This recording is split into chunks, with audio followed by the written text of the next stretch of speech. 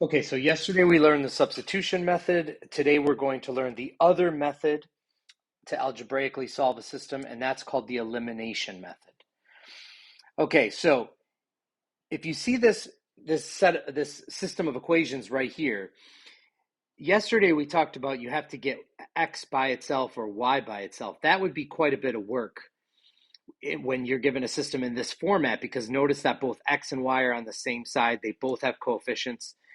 So this would not be very easy to try and get x by itself or y by itself. But what we can do with elimination, what our goal is our goal is to choose either x or y and try to make it so that the coefficient of that variable is the same in the top equation and the bottom equation, except one is negative and one is positive. So let's take a look at this one right here. This one, if we look at x, this one has -2. The bottom equation has 4 in front of x, okay? For y, 7 in front of y, -2 in front of y. Okay, so neither of these have what we want, but it's a whole lot easier to turn a 2 into a 4 than it is to turn a 2 into a 7. So what I'm going to do is I'm going to multiply this top equation by +2. And the reason why I chose +2 is because now in front of x, this is going to turn into a -4, and I'll have -4 and +4, and that's exactly what I... Now, if these were both positive, if this was a +2 and this was a +4, I would multiply this equation by -2. You want one of the equations to be negative, one of the coefficients to be negative, and the other one to be positive, but have the same number. So what do we get when we do that? I'm going to multiply every single term on both sides of the equal sign. That's going to give me -4x plus 14y equals 10. And I didn't do anything to the bottom one, so I'm going to leave that one alone. Just going to rewrite it. Now I'm going to add these two equations together. I'm going to add them together. And when I add them together, look what's going to happen. -4x and 4x, they cancel out. That's why this method is called elimination, because you actually eliminate one of your variables. Okay, what about the next one? The next one is 14y plus -2y. That's going to be 12y. And 10 plus 14 is 24. And now I'm down to an equation that only has one variable in it. In fact, all I need to do is simply divide both sides by 12, and I get y equals 2. Now from here, this looks exactly like the substitution method. I'm going to take my first equation, and I'm going to substitute in what I know. I know that y is 2. So -2x plus 14 equals 5, minus 14 on both sides. That's going to give me -9.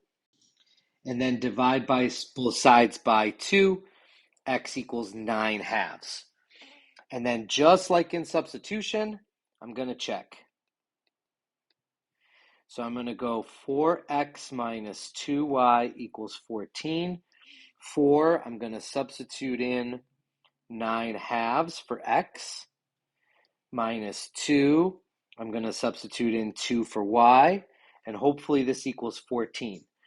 4 times 9/2 is 18. 18 minus 4 equals 14. That's a check. Last step, always write your answer as coordinates. 9/2, 2 in this case. Okay, so what are our steps? Step 1, multiply one equation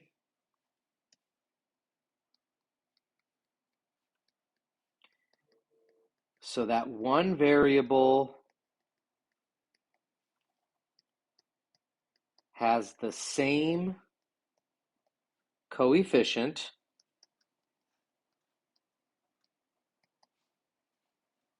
in both equations.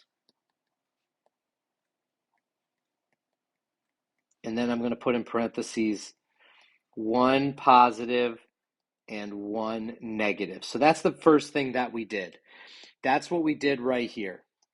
Okay, we multiplied so that we got the same coefficient, one positive, one negative. Step 2, add the equations together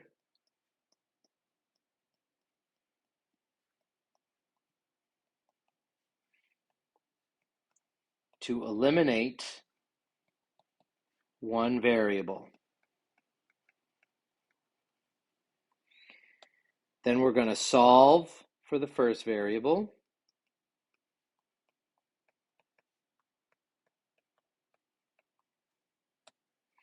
Solve for second variable.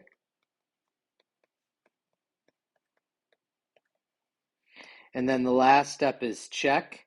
And don't forget to write solution as coordinates. And that's how the elimination method works.